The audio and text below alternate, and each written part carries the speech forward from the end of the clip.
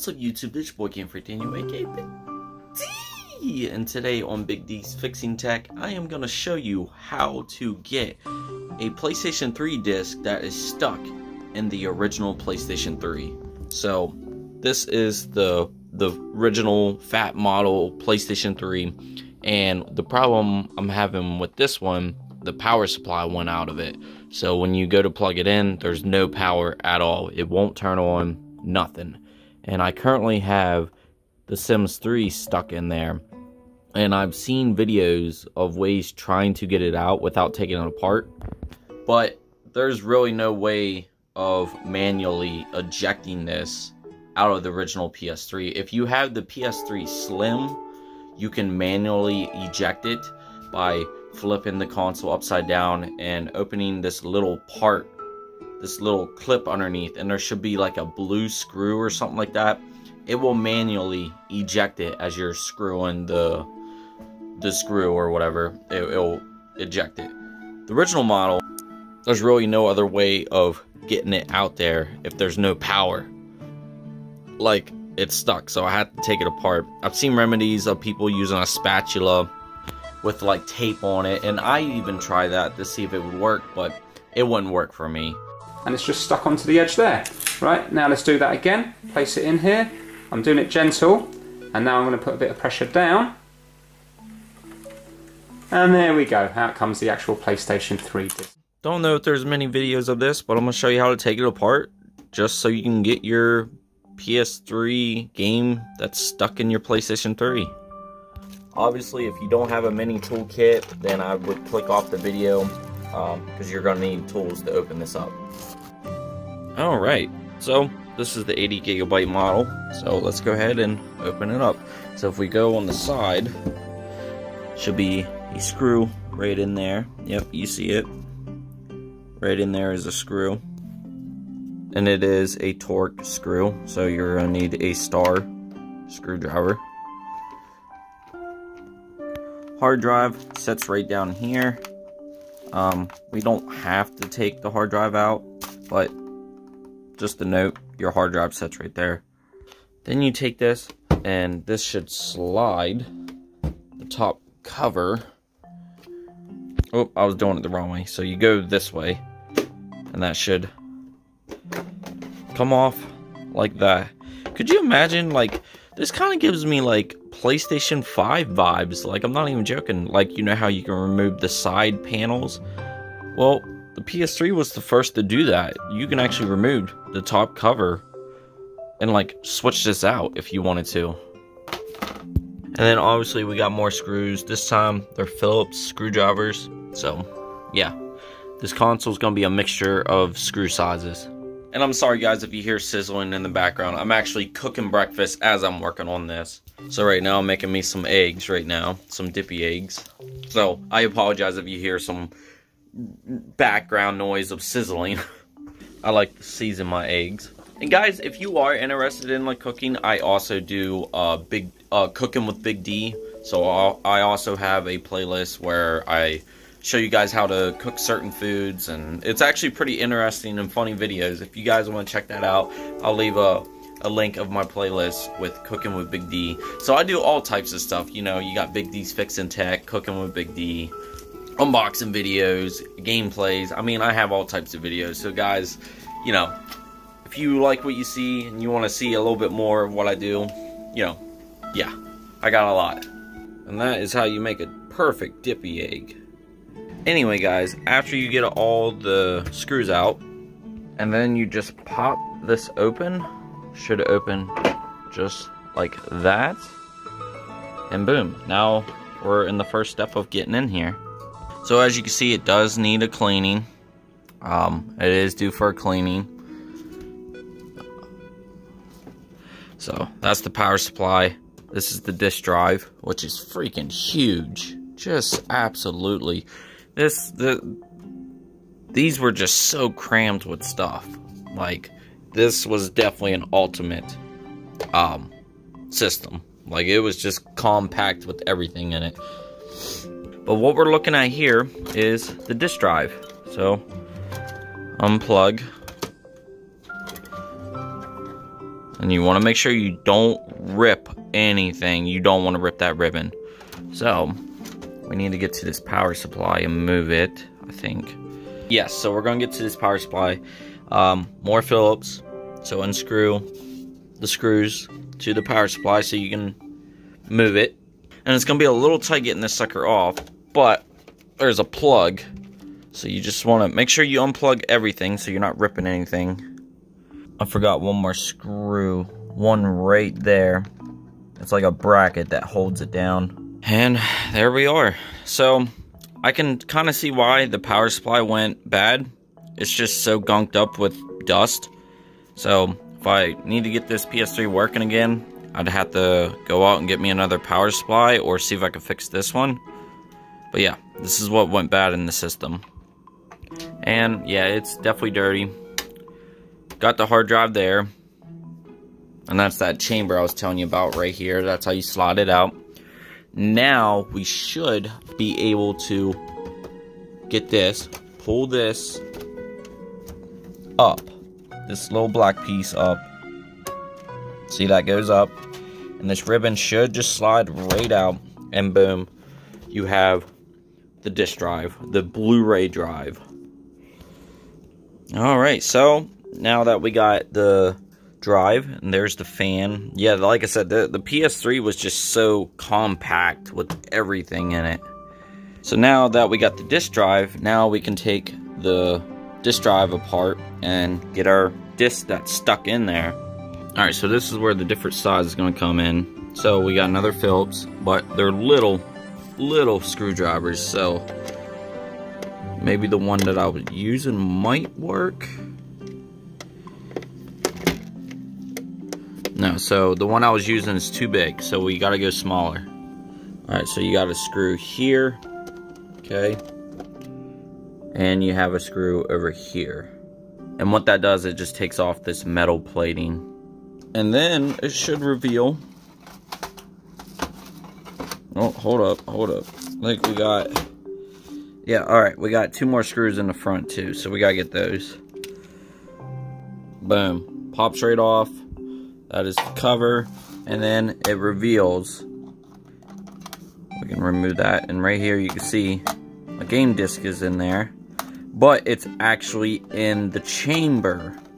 So it's in the chamber. There's no sliding that. So we need to actually take out a few more screws just to reveal the CD so we can pop it right out of there. Like I said, as you can see, you can't slide that out. There's no way. Alright, so it looks like there's clips on the side here. 2 clips on the side, so it looks like maybe if we take that off, this whole top should just come off. But we got a couple screws right here. I'm seeing a couple right here. I think it's just 2 right on the back. And voila. Comes off like that. And boom, there's our disc. Oh! Oh my goodness. So we definitely gotta get that cleaned. I don't know where in the heck that came from, but it definitely, I think right here, it's like all greasy here. So this whole console and just everything needs cleaned.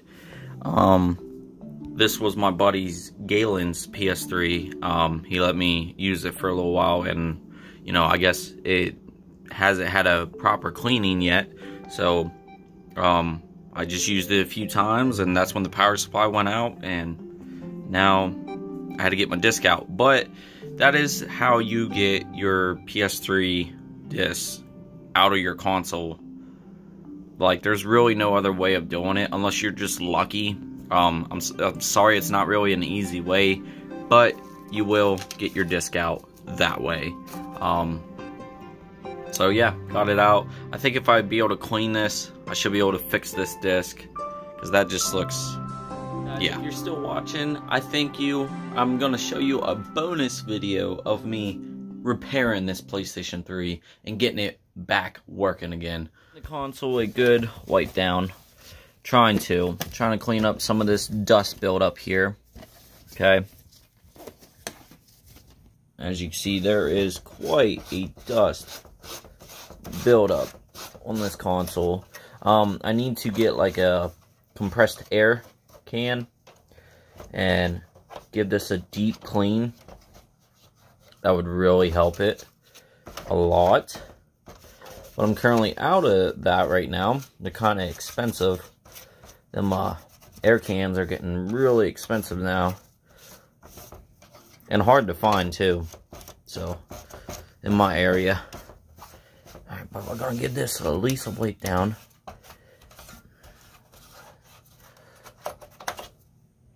Alright, try to clean it as best as I could. Maybe later I'll take everything apart and give it a deep clean. But I at least try to brush the fan blades like this by moving it around and getting in there and brushing it. Alright, so we're going to go ahead and put back the disk drive here. So I think it just chills. Yep, chills right in there. When you go to put the console screws back in, the outer screws, it all goes through this. Go ahead and plug in our ribbon.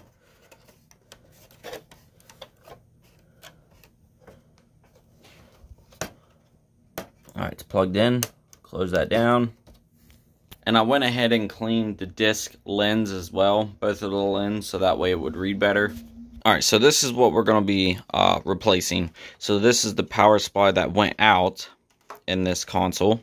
And actually, I have another PlayStation 3, but this is the original launch PlayStation 3. This is the one that is backwards compatible with PS3, PS2, and PS1. And as you can tell, how you can tell a difference is it's got a chrome finish to it. And it has where the tray lifts up in the front. And also, it's got 4 USBs. So that is how you can tell this is the very first launch edition PlayStation 3. They stopped making these because, for one, they were overpriced. And two, they overheated a lot, which caused the yellow light of death, this is what this one's doing. It has the yellow light of death. So really, I just kind of keep it for display now. But I can spare some parts out of it and stick it into this one.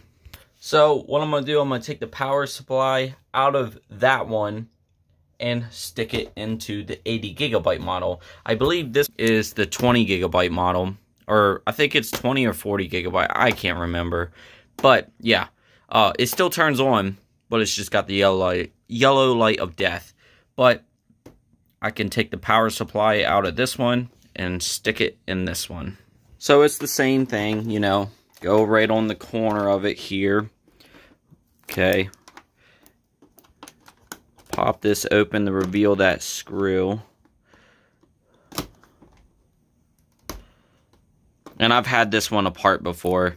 I did temporarily fix it with the yellow light of death. I basically took it and heated the motherboard with a blow dryer, and it seemed to work enough that it turned on, booted up, and it ran for about a minute, and then it went back to yellow light of death. But I did have this system apart and tried to fix it, and I temporarily fixed it, but then it went back to square one.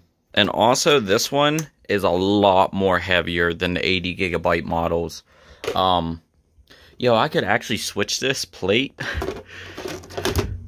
See, so this one. It's not like a glossy, like the font of the PlayStation 3, where this one is a glossy PlayStation 3.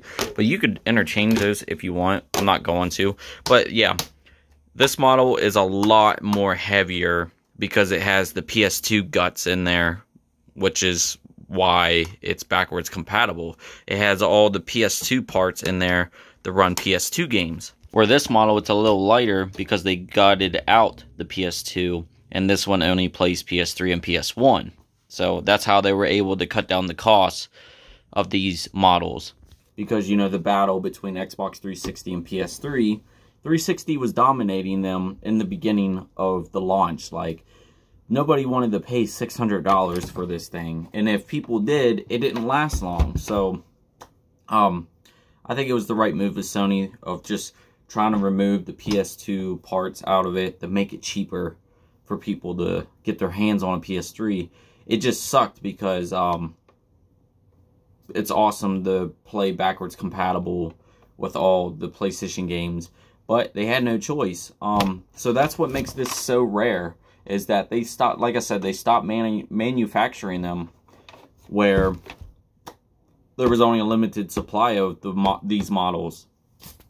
And I'm happy to have my hands on one.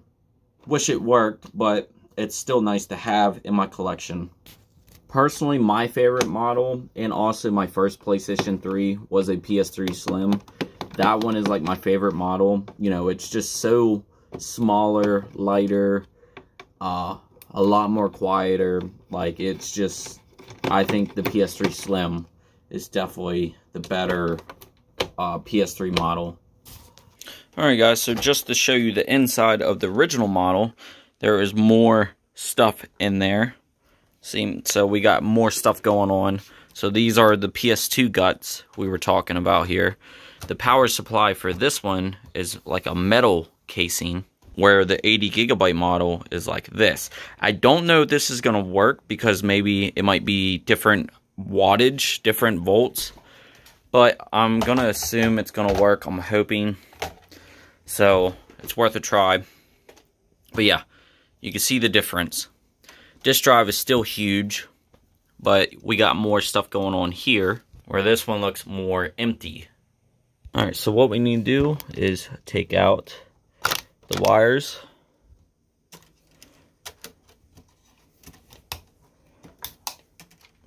And take out the screws to get this off. We also got some grounding going on here. Like, this one is truly just compact with everything in it. It's no wonder it overheated. Sony definitely wanted to make the ultimate entertainment machine. They never even mentioned it was a gaming machine. They pretty much said it was the ultimate entertainment, you know, of all time. And I mean, it pretty much was. It was very graphical, but it was very hard for developers to develop for, and the hardware was just not there for manufacturers. But yeah. Alright, so we got the power supply out, and I'm hoping this works because the prongs here is a little different than this one. Like, look at this. Like, this is more like a plug, so I don't think it's gonna work, honestly. So yeah, it's not gonna work, but it's interesting to show you guys the differences, so that way you guys know. I totally forgot that this was different, and it makes sense, you know. This one has a different power than this one has a different power. So, definitely don't want to ruin anything, but there's no way of making this work anyway, because the prongs are just different. But it's interesting to show you guys the differences of the two PS3s. Alright guys, I'm out this thing, and I'll see you in the next one. Peace! But all I gotta do is just really order one on eBay and just get a different power supply. I've seen one for like 12, 15 bucks.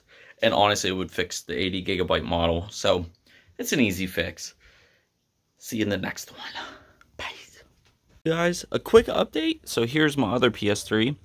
But, I went and put this sucker back together. And believe it or not, it powers right on. What? Yo. And it's still thinking there's a disc in there. But there's not. Because I removed the disc manually, so it's still thinking there's a disc in there. But it turns right on. So guys, if you're lucky like me, all it really needs is just a good clean. You'd be surprised what dust can do to your system until you clean it. Well, I'm happy. And yeah, be sure to subscribe, hit that notification bell, and I'm out this thing for real this time. Peace.